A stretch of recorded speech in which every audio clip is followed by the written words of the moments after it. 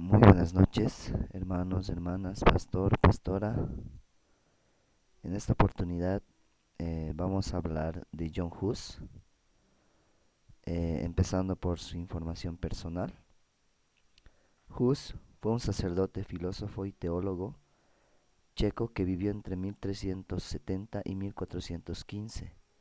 Es considerado uno de los precursores de la Reforma Protestante. Nació en 1370. Fue hijo de un campesino pobre que murió joven. Fue criado por su madre. Fue rector de la Universidad de Carolina de Praga. Asimismo, se convirtió en uno de los predicadores más famosos de Praga. Fue condenado por herejía en el Concilio de Constanza. Fue quemado en la hoguera el 6 de julio de 1415. Sus cenizas fueron arrojadas al río Rin. Ideas de John Hus. Criticó la Iglesia Católica Romana, defendió los principios bíblicos, condenaba la brujería, apelaba por la reforma religiosa, criticaba la acumulación de bienes materiales por parte del clero, atacaba la influencia eclesiástica en la política. Movimiento Husita. Sus seguidores son conocidos como Husitas. El movimiento de los Husitas se extendió por todo el siglo XVI. Sus actividades e ideales influyeron en la historia de Europa.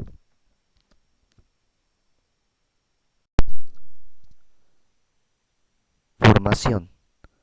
John Hus recibió la mejor educación que le permitían las circunstancias, aprendiendo lo suficiente sobre los escritores de Grecia y Roma, en una escuela privada en la provincia de Bohemia, donde obtuvo el título de bachiller en teología en 1398.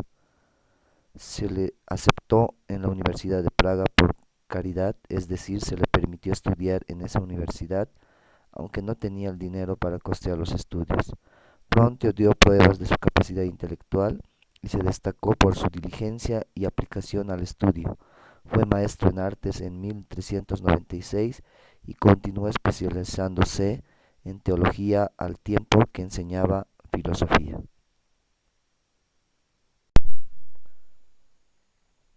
John Hus en el Concilio de Constanza. Fue escritor de una gran obra denominada Eclesia, Iglesia en griego, detallando sus mayores discrepancias contra el sistema católico imperante en esa época. Su conclusión más importante se basa en que Cristo es la cabeza de la Iglesia y no el Papa y los cardenales. Este escrito fue clave para el despertar de la Iglesia protestante. Carrera eclesiástica. Hus encabezó desde 1408 un movimiento basado en las ideas de Juan Wycliffe, denominado husismo, y sus seguidores, los husistas, se multiplicaron en momentos en que la cristiandad sufría de crisis del cisma de Occidente. Desde 1378 la Iglesia se encontraba dividida en dos obediencias, una al Papa de Roma y otra al Antipapa de Aviñón. Desde el púlpito, Hus criticaba esa división, la corrupción moral de la Iglesia, los abusos que cometía y la riqueza que estaba acumulando.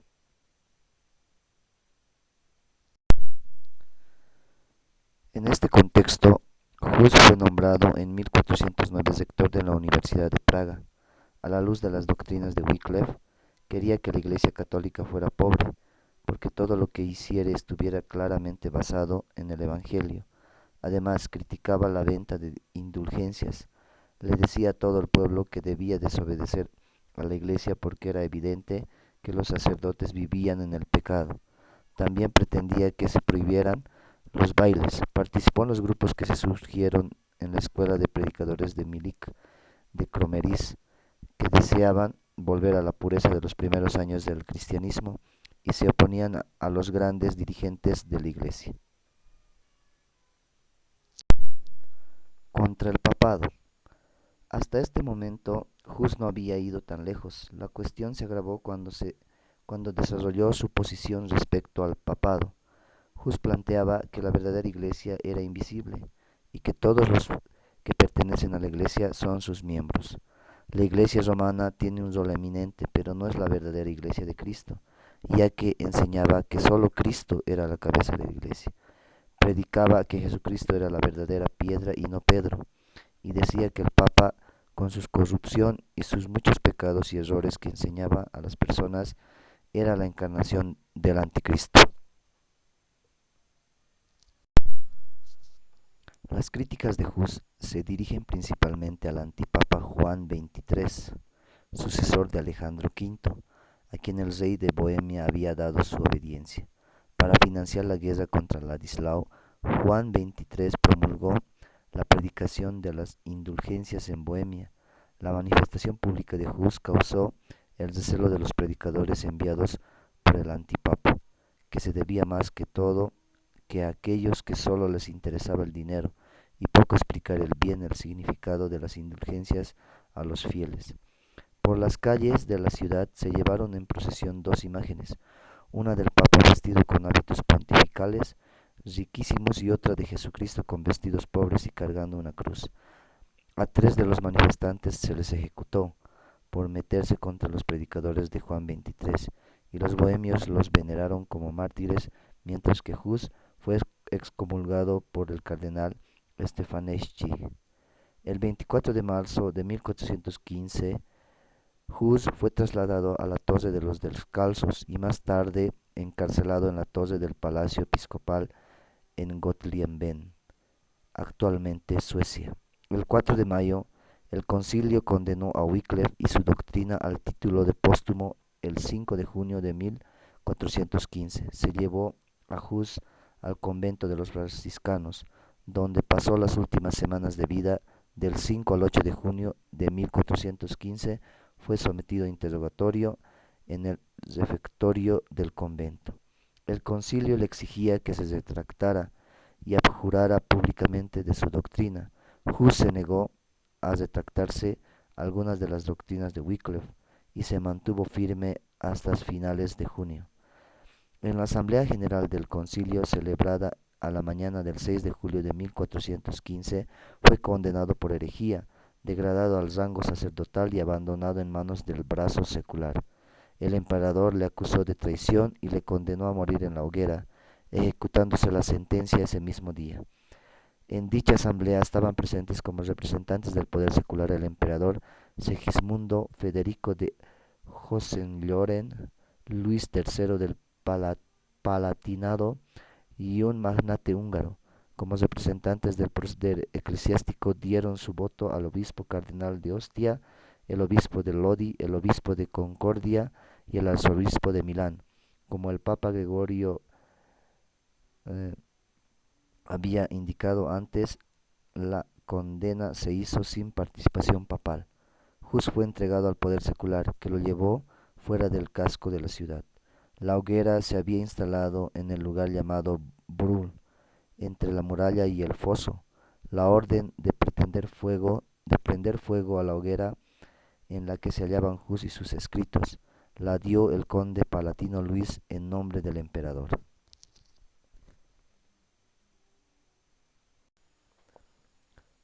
Los verdugos esparcieron las cenizas de Hus por el río Rin. Desde el siglo XX hay una placa conmemorativa en el sitio del patíbulo medieval. Algunos afirman que antes de ser quemado Hus dijo las siguientes palabras: con el mayor gozo confirmaré con mi sangre esta verdad que he escrito y predicado. Vas a asar un ganso, pero dentro de un siglo te encontrarás con un cisne que no podrás asar. Los seguidores de la Reforma Protestante suelen identificar a Martín Lutero con esas palabras, ya que 102 años después Lutero clavó sus 95 tesis en Wittenberg, y en su escudo de armas figura un cisne. Hus escribió en una de sus cartas de despedida a sus amigos: esto me llena de placer que hayan tenido que leer mis libros donde se manifiesta su maldad.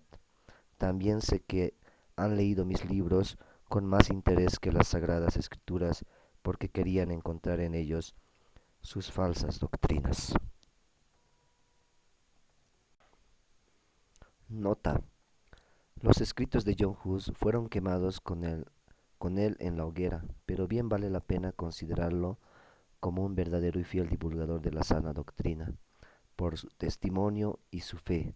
Tan solo con esas dos declaraciones, la que le dijo a su verdugo antes de su martirio y la carta de despedida a sus amigos, dicen mucho más acerca de la sana doctrina que lo que se puede leer de muchos teólogos y eruditos cristianos. Hus o Housa en checo significa ganso. La sangre de los mártires es semilla de la iglesia tertuliana. Girolamo Savonarola fue un cura dominico que enfrentó la decadencia de la jerarquía católica del Renacimiento. Cuando llegó al poder creó la hoguera de las vanidades en Florencia. Su enfrentamiento con los papas terminó cuando el pueblo se hartó de él y lo ajustició. Nació el 21 de septiembre de 1452 en Ferrara, Italia, y falleció el 23 de mayo de 1498 en Florencia, Italia. Cuando era niño, Girolamo tenía la costumbre de orar, y a medida que fue creciendo, su fervor en la oración y el ayuno fue en aumento. Pasaba muchas horas seguidas orando de rodillas. La decadencia de la iglesia, llena de toda clase de vicios y pecados, el lujo y la ostentación de los ricos, en contraste con la profunda pobreza de los pobres, le afligían el corazón. Pasaba mucho tiempo solo en los campos y en las orillas del río Po, meditando y en contemplación de la presencia de Dios, ya cantando y llorando conforme a los sentimientos que le ardían en el pecho. Siendo él aún muy joven, Dios comenzó a hablarle en visiones. La oración era su mayor consuelo. Las gradas del altar donde permanecía postrado horas enteras quedaban a menudo mojadas con sus lágrimas. Girolamo pasa una niñez sin estrecheces económicas en el seno de la familia culta y con un prometedor futuro. Un día asistió a una celebración religiosa en la ciudad de Faenza. Se sintió conmovido por la predicación de un monje agustino y decidió allí consagrar su vida a Dios. Luchó interiormente contra el dolor del amor imposible, el dolor de un mundo que le parecía vano y el dolor de tener que dejar a su familia para seguir el camino de la cruz. A los 22 años de edad, un 23 de abril de 1475, y sin el consentimiento de sus padres, abandona el hogar e ingresa en el convento de los dominicos de Bolonia para realizar los trabajos más humildes y pesados del convento. Días después le escribe una carta a su padre donde le explica el porqué de su determinación. La carta de Girolamo. Extracto. El motivo que me ha determinado es ante todo la gran miseria del mundo, la inequidad de los hombres, las violaciones, los adulterios, los latrocinios, el orgullo, la idolatría, las blasfemias crueles que deshonran este siglo. Era el más grande sentimiento que yo podía sentir en este mundo. Por esto, pedía todos los días a mi Señor Jesucristo que me sacara de este fango. Cuando plugo a la infinita misericordia de Dios, me enseñó esta vía. Yo he entrado, aunque indigno de esa merced. Decidme, ¿no es una gran virtud del hombre huir de las inequidades de este miserable mundo para vivir como un ser razonable y no como una bestia entre los puercos? Así, amado Padre mío, lejos de derramar lágrimas, debéis dar gracias a Jesús. No volvería al mundo aunque creyese llegar a serme más grande que César Augusto. Pero al fin yo soy de carne como vos, y mis sentidos combaten mi corazón. Yo necesito sostener crueles combates para impedir que el diablo me asalte sobre la espalda, sobre todo cuando oigo hablar de vos. Solo me resta suplicaros que como hombre de energía que sois consoléis a mi madre. Concededme a ambos vuestra bendición, y os rogaré siempre por vuestras almas con fervor. Girolamo era de estatura media, nariz aguileña, labios gruesos, sonrisa melancólica y arrugas profundas en su frente a pesar de su juventud. Su espíritu aborrecía la tiranía y el despotismo que gobernaba en las ciudades de Italia, gobernantes y nobles plagados de lujos, pagados con el sudor de los pobres, los bienes materiales consagrados a la ostentación, el cuerpo consagrado a la vanidad, el arte consagrado a la sensualidad, el poder consagrado a la egolatría, en fin, el paganismo disfrazado de cristianismo, la hipocresía de una sociedad que se decía cristiana, pero ignoraba el Evangelio. Luchó contra la hipocresía religiosa, contra el conformismo ministerial, contra la mediocridad espiritual y contra la resignación ante la apostasía. La Iglesia en Roma.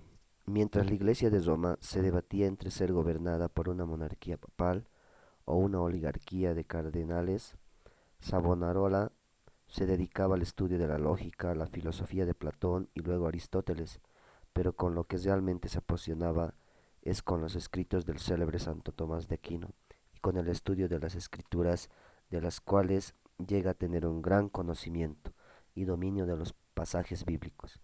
Por su disciplina, perseverancia e inteligencia alcanza el título de maestro de novicios y es designado para enseñar filosofía, pero no está satisfecho con esto, pues lo que él verdaderamente ama es el estudio de la Biblia y se esfuerza por enseñar no filosofía, sino el Evangelio. Profundiza su conocimiento en la teología, lo que le abre los ojos para ver la ruina moral en la que se hallan inmersos la civilización, la cristiandad y por sobre todo la jerarquía eclesiástica. El joven Savonarola destaca por su fervor religioso, su práctica de la sencillez del Evangelio y su irrefutable testimonio personal. Girolamo creía firmemente que en una vida transformada por Dios no debía quedarse aislada de un convento, sino que debía transformar la sociedad. La reforma interior debe producir una reforma exterior. Se dedicaba con esmero al estudio, la oración, el ayuno y aumentaba en intensidad el fuego de su predicación. Aunque sus primeros sermones no destacó en absoluto por talentoso, y llegó inclusive a renunciar a la idea de predicar, pues se veía poco dotado para ello. Eso sí, ante la retórica de algunos que predicaban con grandes palabras sin decir absolutamente nada provechoso, contestaba: la elegancia del lenguaje tendrá que ceder ante la sencillez del modo de predicar la verdadera doctrina. Es nombrado predicador entre 1485 y 1489. Recorre las ciudades trastornándolas con un mensaje directo, sin ambigüedades, llamando al arrepentimiento tanto a gobernantes, aristócratas, personas del vulgo y al mismo Papa de Roma. Su alma gemía al ver a Italia volviendo al paganismo, a la superstición o a la astrología. Las inequidades de los pecados se han multiplicado en Italia porque se ha perdido la fe en Jesucristo, decía Girolamo Savonarola. La idea fundamental de Girolamo era la renovación de la Iglesia básicamente en dos procesos: una reforma del clero mediante la obra del reformador y la reforma de los fieles mediante la obra del clero reformado. Convento de San Marcos. Dispuso que en el convento las tareas llamadas viles, como por ejemplo la limpieza, huerto, cocina, etc., no fueran trabajo exclusivo de los novicios, sino que todos debían realizar estas tareas sin distinción de rangos. Si las palabras de Savonarola eran poderosas, su ejemplo lo era aún más. Nunca mandaba hacer algo a otro que él mismo no lo estuviese dispuesto a hacer. Y en cuanto a las tareas del convento, se reservaba para sí la limpieza de los sitios más repugnantes. Dormía 4 horas al día y llevó adelante una reforma tal que, que el convento de San Marcos pronto creció en número debido a su fama de pureza de vida evangélica. Tenía el sueño de convertir el convento de San Marcos en centro misionero, por lo cual dispuso que allí se estudiase, además del latín, hebreo, el griego, el árabe y el caldeo. Allí es levantado Savonarola y su predicación resuena como la del profeta, invitando al arrepentimiento, llamando al, llamando al pecado por su nombre y predicando sin tapujos sobre el juicio terrible que conlleva el desobedecer el llamado del Evangelio. Algunos acusan a Savonarola de místico exaltado, de haberse creído verdaderamente iluminado por Dios en sus profecías, de confundir sus deseos con visiones celestiales, pero lo cierto es que si tomamos en cuenta la situación político-religiosa que les rodeaba, descubriremos, descubriremos que lo que decía no era producto del fanatismo, sino de una gran carga por las almas perdidas ante tanto desenfreno. Y a la luz de esta verdad, verdadera vocación y pasión ministerial, sucesores que como todo ser humano los tuvo, resultan muy pequeños ante su titánica obra. El Señor no excusa a nadie de su justicia, y no le teme a los príncipes de la tierra. Fue su respuesta a la recomendación por parte de Lorenzo a que se moderase en su predicación. El pueblo acudía en multitud a escuchar sus sermones, les predicaba acerca de la humildad, de que el verdadero tesoro era la vida espiritual y no las riquezas que nunca terminaban de saciar el alma. Se identificaba con los pobres viviendo de forma austera, sin ostentación ni codiciando nada material. Esto era inédito en aquella época en que los líderes religiosos se aprovechaban de sus cargos para entregarse sin freno a la vida mundanal. El alma del joven Savonarola se quebraba en llantos al ver las multitudes en absoluta ignorancia de las verdades eternas, vagando verdaderamente como ovejas sin pastor. Muerte. Fueron despojados de sus hábitos y se les dejó solo una camisa de lana. Luego se les colocó sus ornamentos sacerdotales para ser inmediatamente despojados de ellos en forma de desprecio y humillación. El obispo de Baizón tomó de la mano a Girolamo y le dijo: yo te separo de la iglesia militante y de la iglesia triunfante. A lo que Savonarola respondió: solo de la militante, lo otro está por encima de tus posibilidades. En la gran plaza de Florencia, donde una vez las hogueras de las vanidades hacían volver los corazones de los hombres hacia Dios, se producía ahora un espectáculo grotesco. Fray Girolamo Savonarola, degradado de su orden de dominicos, despreciado por la iglesia que quiso reformar y traicionado por la república que tanto amaba, caminaba rumbo al patíbulo. La vanidad de un papa le enviaba a la hoguera. Los dos frailes amigos son ahorcados primero ante su vista, con el fin de agravar su dolor. Pero Savonarola, que sabía cuál era el fin de los justos y tenía puestos los ojos en aquel que se es vida eterna, no vaciló. Subió al patíbulo como si estuviese subiendo al púlpito que lo hizo famoso, solo que esta vez predicaría con el ejemplo de un mártir. El último sermón sería inmortal. El verdugo cierne sobre su cuello la cuerda con que pretendían acallar la voz del profeta. Un sacerdote le pregunta con qué ánimo enfrenta su martirio, y Girolamo exclama: el Señor sufrió tanto por mí.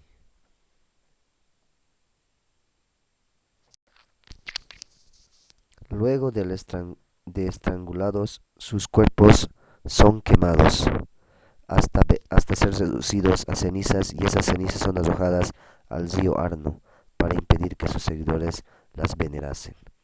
El 23 de mayo de 1494 las llamas consumían el cuerpo de Girolamo Savonarola, de tan solo 45 años y 8 meses de edad. Pero la hoguera encendida por la vanidad de los corruptos no pudo derrotar al fuego celestial que ardía en las palabras y hechos de Savonarola. La voz poderosa de uno de los más grandes predicadores que ha existido fue apagada por la horca, pero su mensaje, que proclamaba que la fe en Jesucristo es la que salva y que no hay salvación sin profundo arrepentimiento, y el arrepentimiento sin regeneración no sirve de nada, jamás será acallado.